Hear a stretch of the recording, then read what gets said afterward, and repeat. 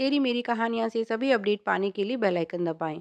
आज की कहानी है, परीक्षा बच्चे की है या तुम्हारी। आज काव्या के यहाँ किटी पार्टी थी। उसकी सब सहेलियाँ उपस्थित थी। बातों का दौर चल रहा था। तभी उसकी घरेलू सहायिका सुमन टेबल पर सब खाना लगाकर जाने की आज्ञा मांगने लगी।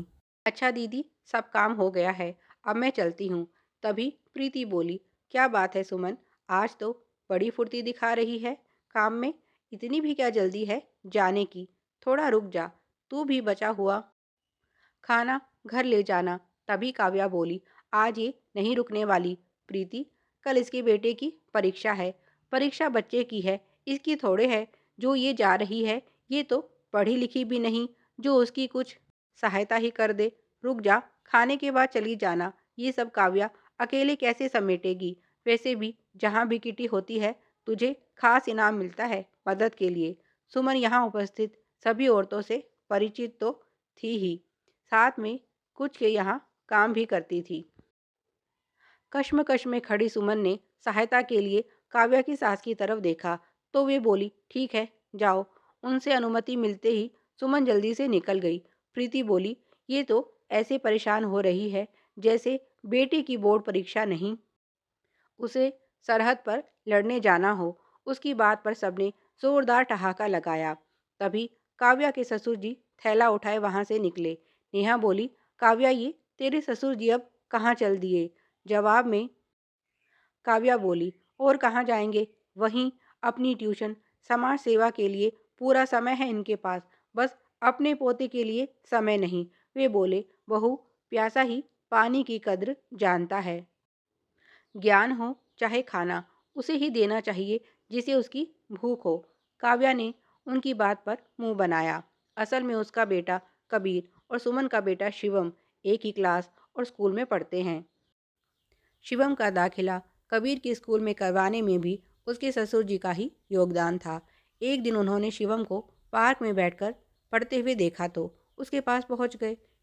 शिवम एक सवाल को लेकर उलझा हुआ था जिसे उसके ससुर जी ने हल कर दिया। उस दिन की मुलाकात के बाद अक्सर ही वे उसे पढ़ाने लगे। धीरे धीरे उसके जैसे और भी बच्चे उनके पास आने लगे। इस तरह पार्क में ही वे साधनहीन बच्चे जिनको शिक्षा की ललक थी, उनको विश्वास जी अपने ज्ञान से सींचने लगे। आखिर वे गणित के रिटायर्ड प्रोफेसर थे। पढ़ाना उनके लिए किसी पूजा से कम ना था। इस तरह उनका समय जो व्यर्थ जा रहा था उसका सदुपयोग भी हो गया और बच्चों को उनके रूप में अच्छा गुरु भी मिल गया।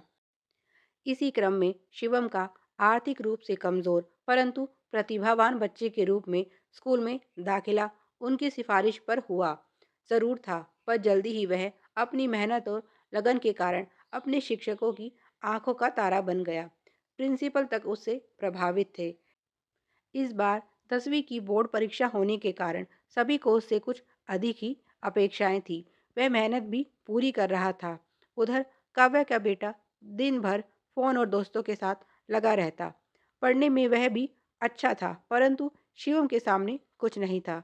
शिवम स्कूल के टॉपर बच्चों में शुमार था, जबकि इसका प्रदर्शन औसत ही रहता था।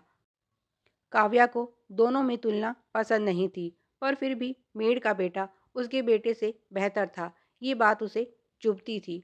ऊपर से ससुर जी का उसे पढ़ाना तो कतई पसंद नहीं था, इसलिए जब तब अपनी नाराज़गी वह ऐसे ही बयां करती थी। वैसे अपनी बेटी की पढ़ाई को लेकर वह कितनी गंभीर है, यह तो इसी से पता चलता है कि 2 दिन बाद उसके बेटे का मैथ्स एग्ज़ाम है और वह घर में पार्टी कर रही है। छोड़ भी काव्या, क्यों मूड खराब करती है? प्रीति बोली, सब अपनी मर्जी के मालिक हैं, जिसको जो अच्छा लगे करे। मैं तो इतना जानती हूँ, बच्चों पर पढ़ाई को लेकर प्रेशर नहीं डालना चाहिए। सबने उसकी बात का समर्थन किया। अगले 3 दिन तक सुमन काम पर नहीं आई तो काव्या को लगा बेटे के कारण छुट्टी मार गई। अब वह क्या समझाए उसे? बच्चे के कोमल कंधों पर अपनी अपेक्षाओं का बोझ डालना सही नहीं है, पर ना वह उसकी बात समझ सकती है और ना ही उसे बिना वजह दूसरों को ज्ञान देने का शौक है। सुमन तो यही सोचती है, उसकी गरीबी और तकलीफ सिर्फ तभी खत्म होंगी जब शिवम पढ़ लिख कर कुछ बन जाएगा। ना उसने कुछ पूछा, न सुमन ने कुछ बताया। जिंदगी अपनी रफ्तार से चलती रही। हाँ, सुमन अब कुछ ज़्यादा ही गंभीर हो गई थी। ना पहले की तरह हंसी मजाक करती, ना कोई इधर उधर की बातें बताती। वह दिन भी आया जब बच्चों का परीक्षा परिणाम आया। कबीर ने अच्छे अंक प्राप्त किए तो काव्या का खुश होना बनता था। जिज्ञासावश उसने बेटे से शिवम के अंक भी पूछ लिए, तो जो उसने बताया उसे सुनकर तो उसके पैरों के नीचे की जमीन ही खिसक गई। इस बात की तो उसने कभी कल्पना भी नहीं की थी। शिवम फेल हो गया था। कारण उसने केवल एक पेपर दिया था, बाकी के पेपर्स तो उसने दिए ही नहीं थे। काव्या बेसब्री से अगले दिन सुमन के आने का इंतजार करती रही, पर वह नहीं आई। जब उससे और प्रतीक्षा नहीं हुई तो वह सुमन के कमरे पर ही पहुंच गई।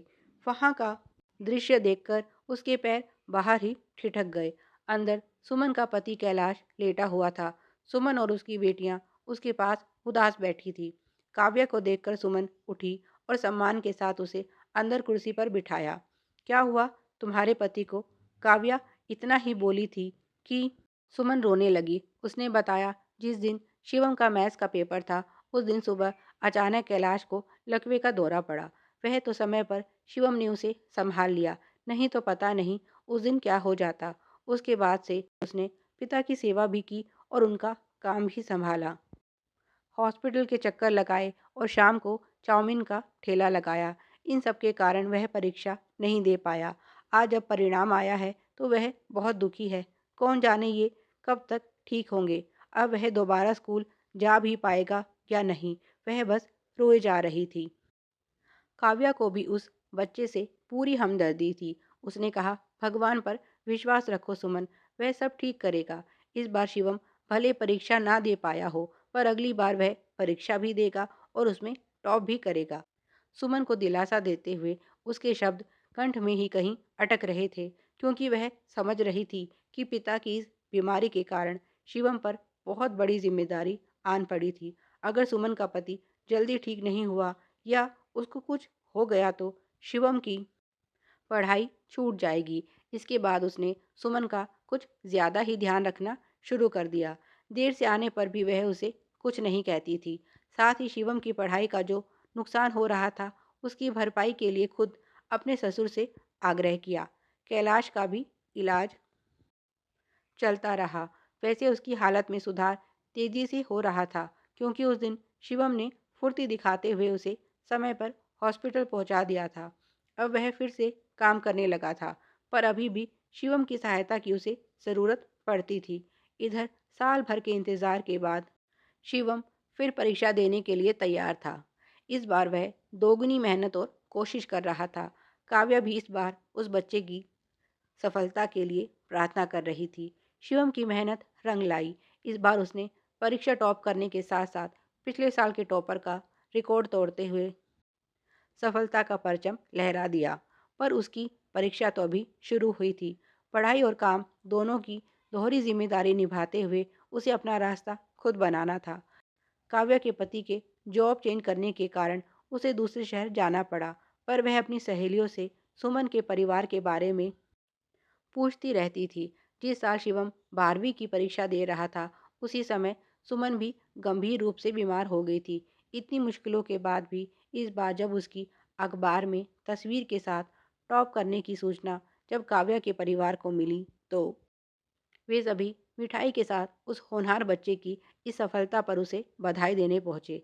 साथ ही उसके डॉक्टर बनने के सपने को पूरा करने में पूरा साथ देने का वादा किया, ताकि उसकी मेहनत उसके साथ साथ समाज के भी काम आ सके। इसी तरह की और भी मनोरंजक और पारिवारिक कहानियाँ पाने के लिए तेरी मेरी कहानियाँ को सब्सक्राइब करें। वीडियो पसंद आया तो लाइक और शेयर करें। Please like share and subscribe. Thanks for watching.